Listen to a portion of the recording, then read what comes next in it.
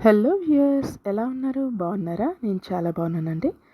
First time ఎవరైనా నా channel చూస్తుంటే ప్లీజ్ సబ్స్క్రైబ్ మై ఛానల్. మీ లైక్స్, సబ్స్క్రిప్షన్సే మాకు ఎంకరేజ్మెంట్గా ఉంటుందండి.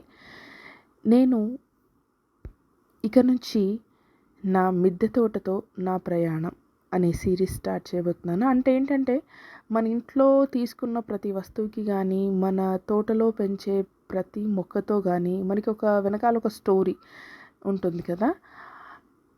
ఇక నుంచి నా తోటలోని ప్రతి మొక్కతో నా అనుభవం, నా స్టోరీ మీతో పంచుకోవాలనుకుంటున్నాను.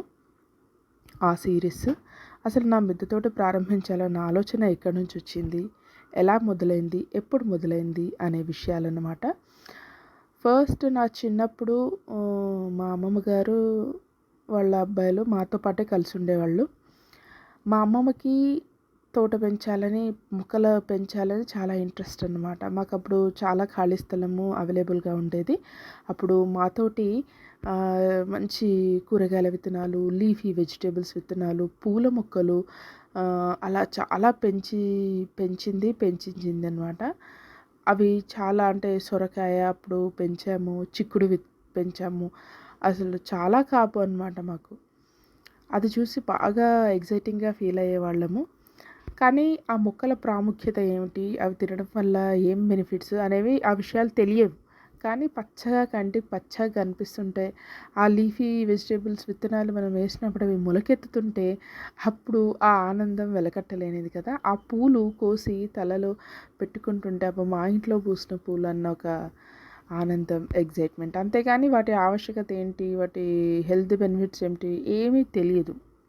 అలా అలా అలా అలా కొన్ని సంవత్సరాలు గడిచిన తర్వాత ఆ తోట, ఆ ఇంటిని వదిలి మేము వేరే ఇంటికి షిఫ్ట్ కావాల్సి వచ్చింది. ఆ తర్వాత మొక్కల కాన్సెప్ట్కి దూరం అయ్యాను నేను. అలా మొక్కల కాన్సెప్ట్కి దూరం అయ్యాను. తర్వాత ఆఫ్టర్ మ్యారేజ్ కూడా రెంట్ హౌస్లో ఉండడం వల్ల ఇక మొక్కలు పెంచాలన్న థాట్ కూడా లేకుండే నాకు. ఎప్పుడైతే సొంతింటికి వచ్చిన తర్వాత ఇప్పుడు ప్రతి బిల్డర్ కానీ మనమే సొంతం కట్టించుకున్నా కూడా బయట మన గేట్ పక్కన కొంచెం రెక్టాంగిల్ ప్లేస్ మొక్కలకన్నీ కేటాయిస్తున్నారు కదా. అలా మాకు ఒక ప్లేస్ వచ్చిందనమాట, అంటే మా ఇంటికి. అప్పుడు నాకు థాట్ వచ్చింది, ఓకే మొక్కలుకి ఒక ప్లేస్ ఇచ్చారు కదా, ప్రొవిజన్ ఇచ్చారు కదా, దాన్ని యూటిలైజ్ చేసుకుందామని ఫస్ట్ మా వారు ఇనాగ్రేట్ చేశారు బచ్చలి తీగ కటింగ్తో. మా ఇంటి ఎదురుగా వాళ్ళ ఇంట్లో బయట పెద్ద బచ్చల తీగ ఉండేది, పెద్దగా ఎగబాకిన బచ్చల తీగ. దాని నుంచి చిన్న మొక్క కటింగ్ తెచ్చి పెట్టారు, బాగా అతికింది. అది మేము బయట కింద వేసింది పైన రేలింగ్ వరకు ఎగబాకి మాకు చాలా యూస్ఫుల్ అయిందనమాట. కర్రీస్లో కానీ పప్పులో కానీ అలా ఇంట్రెస్ట్ బాగా పెరిగింది.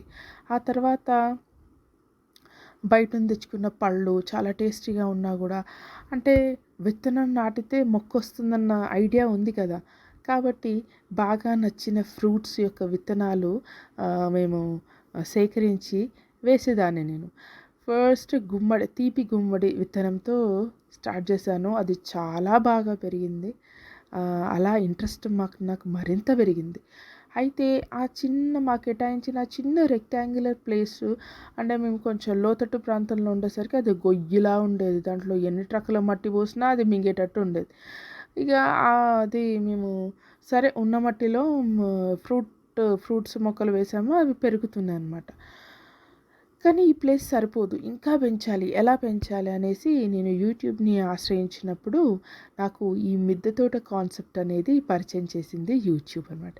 ఇక అప్పటి నుంచి ఓకే, పాట్స్ని కొని వాటిలో సమంగా ఎరువుతో కలిపి విత్తనాలు నాటితే కూడా మనం పెంచుకోవచ్చు అన్నమాట అనే విషయం నాకు అప్పుడు తెలిసిందనమాట.